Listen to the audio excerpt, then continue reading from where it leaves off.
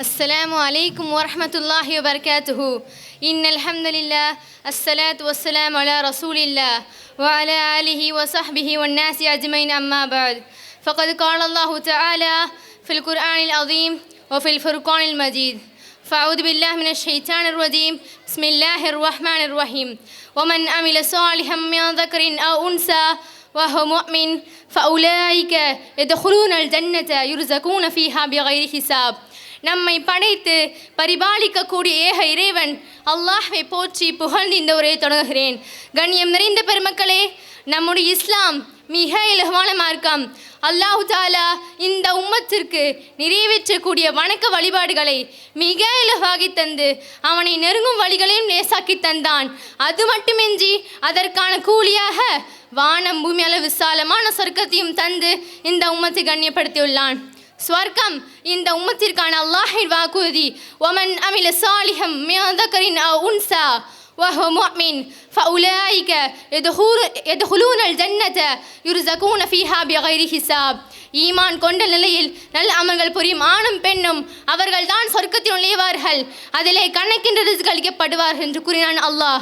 ஈமானும் அமலும் ஒரு சேரையில் தான் சொர்க்கம் செல்ல முடியும் என்கிறது இந்த வசனம்.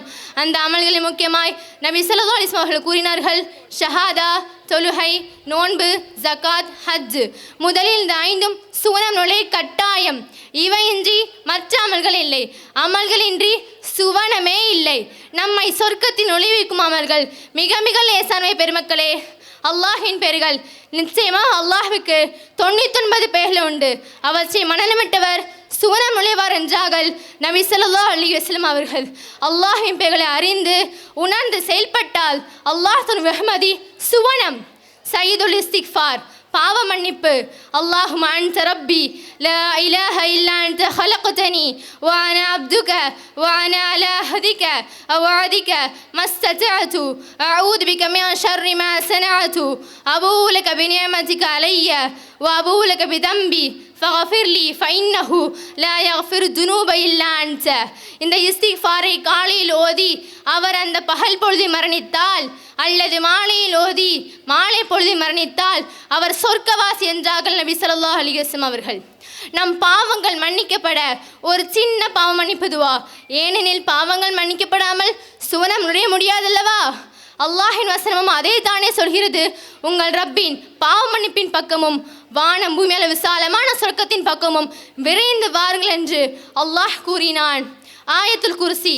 ஒவ்வொரு ஃபர்லான தொழுகைக்கு பிறகும் யார் ஆயத்துல் குர்சி ஓதுவாரோ மரணத்தை தவிர அவர் சொர்க்கம் செல்வதை வேறு எதுவும் தடுக்காது என்று நபி ஸல்லல்லாஹு அலைஹி வஸல்லம் அவர்கள் கூறியதாக அபூ உமாமா அல்-பாஹிலி ரலியல்லாஹு அன்ஹு அறிவிக்கிறார்கள்.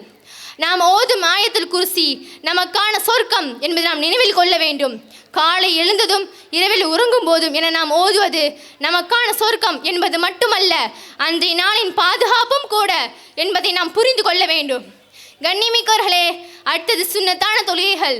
ஒவ்வொரு நாளும் ஃபர்து அல்லாமல் சுன்னத்தான 12 ரக்காத்துகள் தொழுவோருக்கு அல்லாஹ் சொர்க்கத்தில் மாளிகை கட்டுகிறான் என நபி ஸல்லல்லாஹு அலைஹி வஸல்லம் அவர்கள் கூறியதாக உம்மு ஹபீபா ரலியல்லாஹு அன்ஹா அறிவிக்கும் ஹதீஸ் முஸ்லிம் ஷரீஃப் இடம்பெற்றுள்ளது.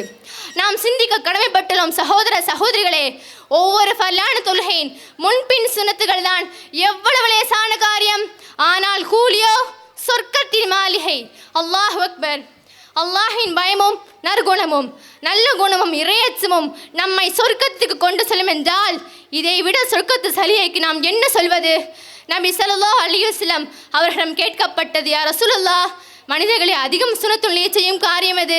அதற்கு நபி பதில் சொன்னார்கள், நல்ல குணமும் இறையச்சமும். அல்லாஹ்வை பற்றி கொஞ்சமும் பயமின்றி விரோதமும் குரோதமும் மனதில் நிரப்பி தான் தோன்றித்தனமாக வாழும் நம்முடைய இந்த காலத்தில் எவ்வளவு முக்கியமான விஷயம். வாழ்வின் நொடிகள் ஒவ்வொன்றும் இறையச்சமும் நம் நற்குணமும் நமக்கான நாளைய வாழ்வின் விடை என்பதை நாம் புரிந்து கொள்ள வேண்டும். உதுவுக்கு பெண் தொழுகை புகாரிலும் முஸ்லிமிலும் வரும் ஒரு பிரபலமான நபிமொழி. ஒரு அதிகாலை நேரம் நபி ஸல்லல்லாஹு அலைஹி வஸல்லம் அவர்கள் பிலால் ரலியல்லாஹு அன்ஹுவை பார்த்து ஆச்சரியத்தோடு கேட்டார்கள், பிலாலே, சொர்க்கத்தில் எனக்கு முன் உன் காடி சத்தியத்தை நான் கேட்டேன், அப்படி என்ன அமல் செய்தீர்கள், எனக்கும் சொல்லுங்கள் என்றார்கள் நபி ஸல்லல்லாஹு அலைஹி வஸல்லம் அவர்கள்.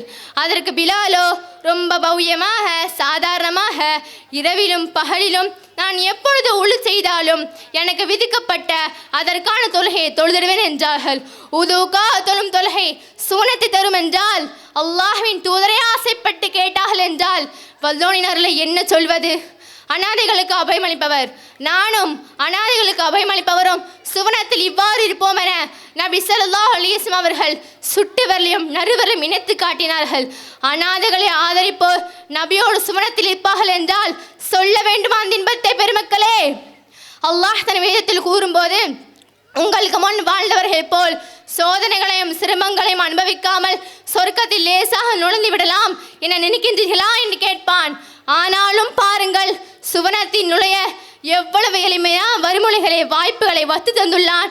அவன் நம்மை இரக்கம் கொண்டு நாம் சொர்க்கவாசிகளாக ஆக வேண்டும் என்பதற்காக இலகுவான வழிகளை காட்டிவிட்டான்.